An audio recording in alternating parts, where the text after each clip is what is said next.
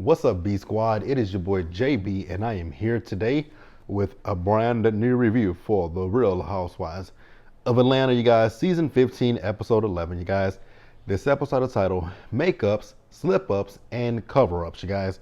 So before we go ahead and get into this episode review, if you guys are watching this video or any other video on the channel, and you guys aren't subscribed yet, then I need you guys to do me a solid favor and stop taking me out on this date and having me pay for it at the end of it. You guys know that routine. You can do me that favor by liking the video, subscribing to the channel, turn your post notifications on, and sharing the video, you guys. And with that out of the way, without further ado, let's go ahead and discuss The Real Housewives of Atlanta, shall we? All right, you guys, so I'm gonna keep it a buck with you guys, but this episode, I was thoroughly bored, right? Because it just didn't give a whole lot. It really did feel like a whole filler episode, because nothing really happened in this episode until we got to the end of the episode. And even the stuff that happened at the end of the episode is like, okay, I get it, but why did we bring it back up? So this episode, we opened up where we left off last week. You guys remember in last week's episode, Drew, she got upset about the situation with she and Sheree, and so Drew walked outside and she was crying. So Sheree was told to go. Sheree was only went outside because Marlo was like, "That's your guest. You should go check on her," right? That's literally the only reason why Sheree went out there. So Sheree went out there, Sonya went out there, as well as Kenya, right? So they just went to go check up on Drew to make sure that Drew was good, right? So Drew wasn't really saying much, and then inside, Candy, she said, "and scene," and I was like, "Oh, come on, Candy." But I mean, it did, granted what Candy said in her interview about the fact that Drew has been in arguments with the ladies before, right? And never has she gotten to the point where she's at this point, right? But I was thinking to myself, like, Candy, just think about it. Maybe there's more going on in her life that she's not telling you guys right now, and just be a little bit sensitive, right? Because you've had so much stuff going on in your life, right? So let's just be a little sensitive to her, right? So with Sheree went out there where she was, and Sheree was still in the point at one point, still being a little bit insensitive and not necessarily she was not necessarily hearing Drew's side of things. And the funny thing with Sheree is the fact that you are talking about the fact that she didn't, this lawsuit and whatnot, but you have your own legal issues as well, ma'am. So pot meet kettle. But eventually Sheree did apologize to Drew. And so at one point Kenny was talking about, there are 8 of us here, right? How much, how many people, how much do we have to all divide up to give Drew this $1,000? And I was with Kenya, like, let's just go ahead and just give this woman $1,000. But Drew was like, it's more than that. We've paid this woman. And she was like, if you pay her, she's gonna come back. Girl, get her to sign something. Pay this bitch and have her sign something saying you can't come after us for nothing. Because here's the thing, even if she is suing for $1,000, ma'am, your legal fees alone, like, okay, I guess, right? So they eventually went back inside, right? Now, before Drew came in there, Sonya went in and she was talking to the ladies. And Sonya was telling them how, with Drew, it's just more to it. And so we cut to the producers talking to Drew, and we asked the producers are asking her about she and Ralph, if there was more to it. And it was. The fact that Ralph has gone down to, let's just go over the whole timeline with Ralph. When we first met Drew and Ralph in the pandemic went to Tampa. She didn't know. Then the assistant, the text message with the assistant. Now the video, she said the woman was oiling him down. I was like, now Drew, that's your husband, your love interest. Why weren't you oiling your own husband down instead of this woman oiling him down? Then he's in Vegas doing this Magic Mike thing. Yeah, Drew going through it. And now we're starting to see everything when Drew and Ralph unravel before our eyes, right? I was wondering when it was coming, but it's here now, right? So when Candy came back to the table, they did talk about the fact that, Candy hasn't really been around the group and stuff like that. And so Candy's just like, she's dealing with stuff with Escape And I know that I believe, if I'm not mistaken, I had saw somewhere where Candy said that they had filmed, I think literally how things were with her with Candy's life. She was just going from show to show because I know that they filmed a reunion of season 14. Then I believe she went and did Escape SWV show, and then from there she came and did Real Housewives of Atlanta. So Candy was a very busy woman last year. So I'm pretty sure she was stretched thin. And then she's talking about how she's feel like she's even she still feels like she's still building, and I'm like, yeah, girl, I think Candy is fine, but I do realize I do see why she continues to work, and it's admirable. But like they were saying, you got to take some time for self care, and that's one thing that she definitely needs to do is take a little time for herself. But yeah, you guys, let's pause here and move forward, you guys. All right, you guys. So the next day, we see the ladies as they're getting ready to, go out for the day's events, right? Monietta, that wig that you had on, I really want you to just go ahead and just toss that raggedy thing right on into the ocean. And Sonya, you guys, I did not realize until looking at this episode and the clips from last week's episode that Sonya got a big ass forehead. And then her, the wig that Sonya had on, I think they burned it because you saw smoke coming from it. I was like, Sonya, the wig. I just kind of want you to just. It's giving Karen Huger season 1 of Real Housewives of Potomac, and 2, when Karen's wig was all the way back here on her back here instead of up here. Like your hairline it's right here, Sonya. Either you just bring it forward just a little bit, or we just got to go with a bang. One of the two, right? So the other thing with the trip is the fact that it's raining. So it's raining in Portugal. And I'm like, wow, that's interesting. I remember, didn't the Real Housewives of Potomac go to Portugal season 5? Let me know in the comment section. I can't remember if I think that's where they went for season 5's group cast trip. So, where are we at? Where are we at? Okay, so Sheree told the ladies what they were going to be doing for the day.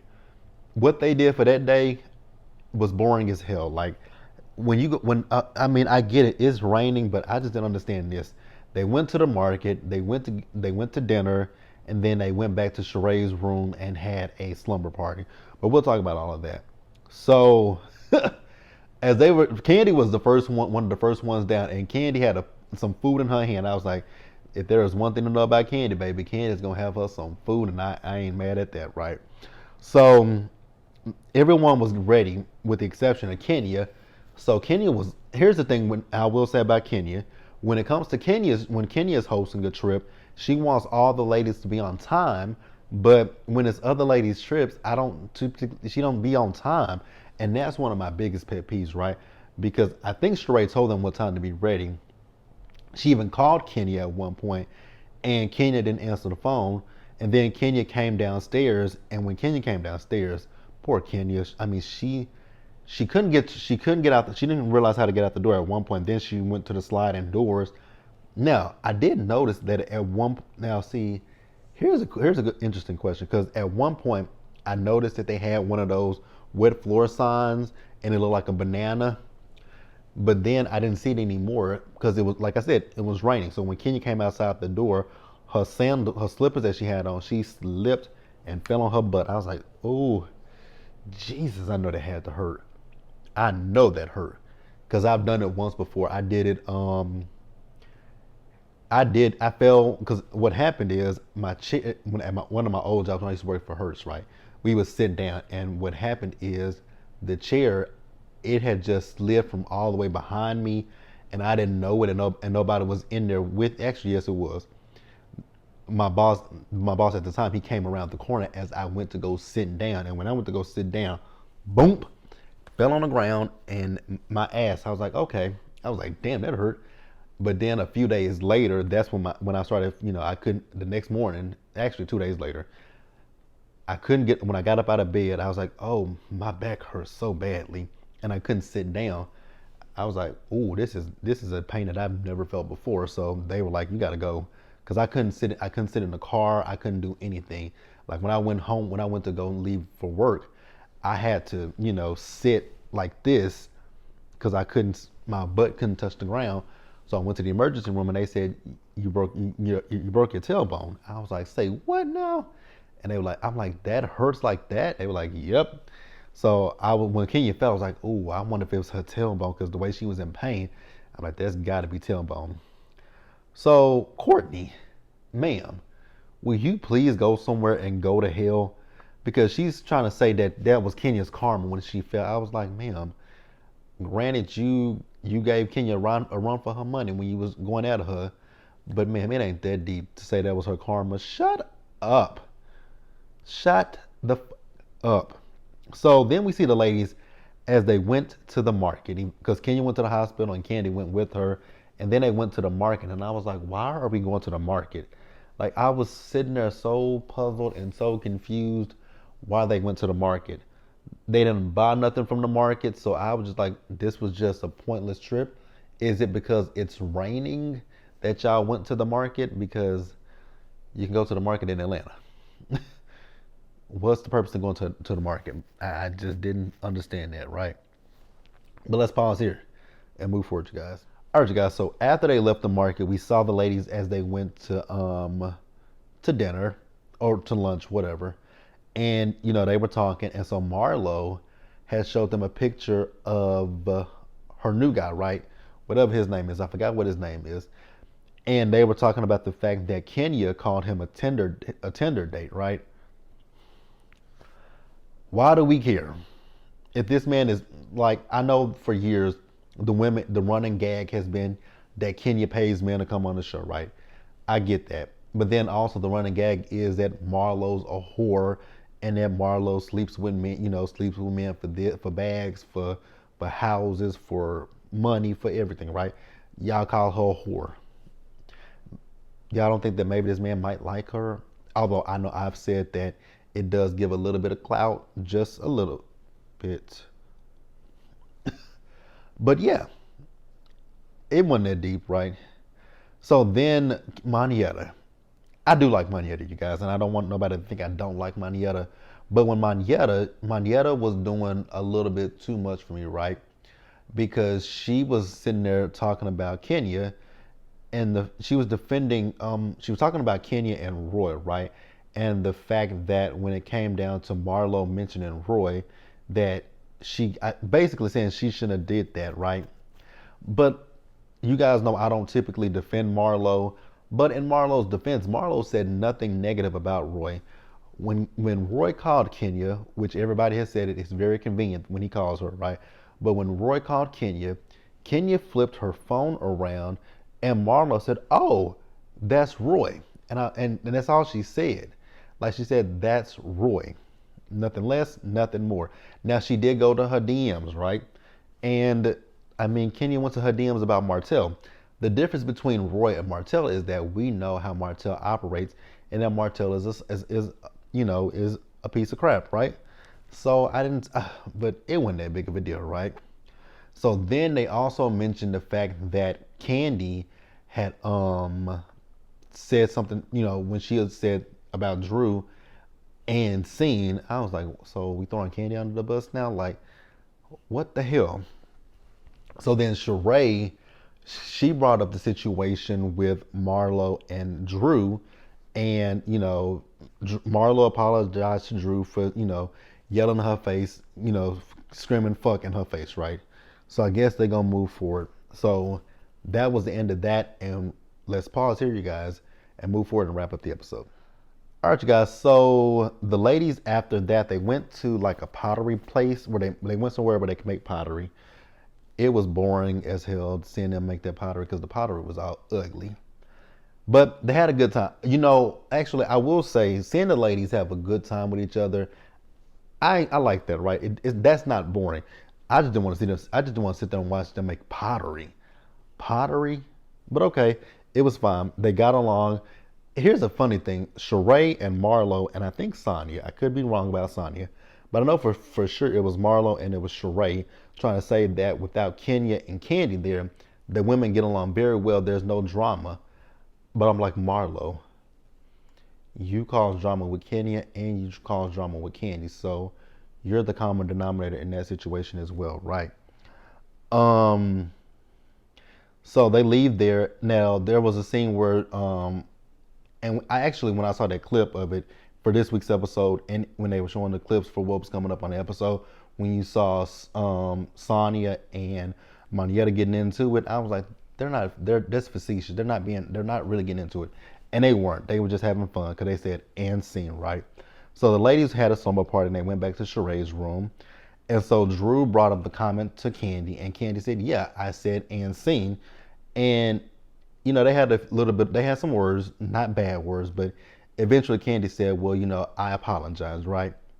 So then Sheree, out of nowhere, just I don't know how it came up about Sheree. Oh, because they mentioned drop it with Drew, and she said drop it with Drew is going fine. I said, "Girl, if you believe that, you know what? I'm not even gonna say nothing bad about drop it with Drew, right? But drop it with Drew is doing good."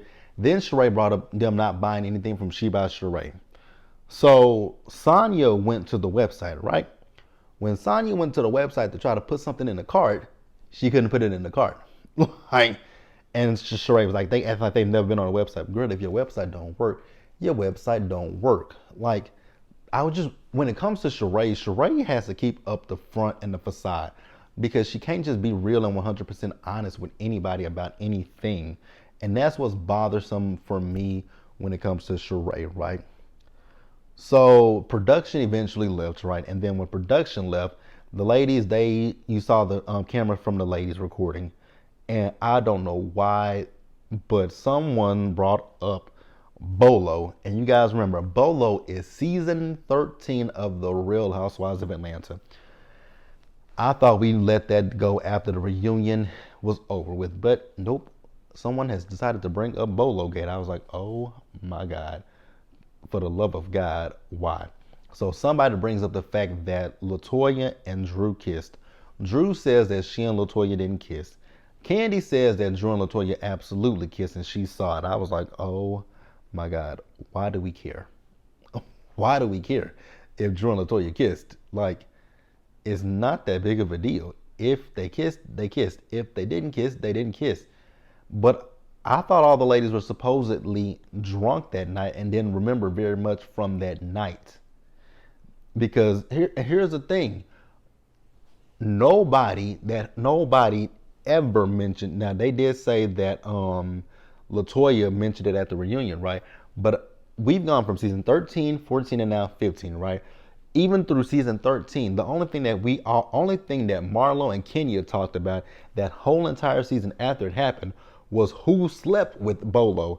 Y'all never talked about who kissed who licked who stuck who. It was always about Portia and Bolo, never about Drew kissing LaToya. That never came up. Never did it come up. It never even came up because here's the thing. Drew and LaToya were into it with each other that whole entire season. Nobody said anything when Drew brought up that passed the lot situation. I'm not calling him prophet because I just don't do that. But nobody brought it up at any point in season 13. No point. Like I said, it came up at the reunion, but Drew says it came up at the reunion because LaToya told her that Candy told her to bring it up. And I was like, why would that be the case? It's just weird. Honestly, I don't care, you guys. Then they showed what's coming up for the rest of the season. We had already saw that, but they showed the stuff with Ty and Drew. They showed the stuff with Drew and Ralph. Looks like the later half of the season gonna be what's gonna give it. Give it a little oomph. But hey, you guys, jump down in the comment section and let me know what you guys thought about this episode. And please do me a solid favor, you guys, subscribe to the channel, turn on your post notifications, share the video, you guys. And until the next time, please, you guys, stay safe out there. Take care of yourselves. Wash your hands. Be blessed. And I'll see you guys in the next one. Also, you guys, I will see you guys tomorrow for the live review for The Real Housewives of New York, episode 2, you guys. So you guys have a good night, and I'll catch you guys later.